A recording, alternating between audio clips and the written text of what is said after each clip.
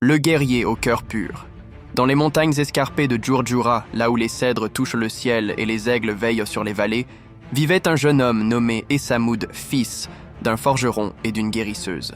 Essamoud était connu dans tout le village pour son courage, sa sagesse et sa force hors du commun. Mais il n'était pas orgueilleux.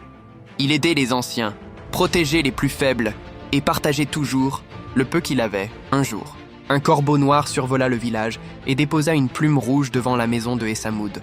Les anciens y virent un signe. Un mal approche.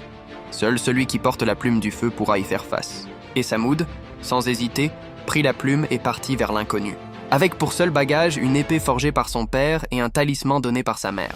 Au sommet du mont Adrar, une créature terrifiante faite de roches et de feu menaçait les villages. Les guerriers envoyés avant Essamoud n'étaient jamais revenus. Essamoud l'affronta au coucher du soleil. Il ne comptait pas sur sa force seule, mais sur l'intelligence et le cœur. Avec un cri ancestral, il frappa le cœur de pierre de la bête, non avec haine, mais avec compassion. La bête hurla, se fissura, puis se transforma en une femme pétrifiée depuis des siècles par une malédiction. Essamoud ramena la femme libérée au village. Elle était une princesse oubliée, fille du roi de l'autre vallée, ensorcelée pour avoir refusé un mariage forcé.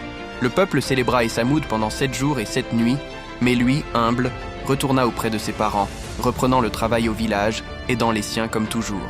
On dit que Essamoud n'est jamais vraiment mort. Quand le pays aura de nouveau besoin de lui, le corbeau déposera une autre plume rouge.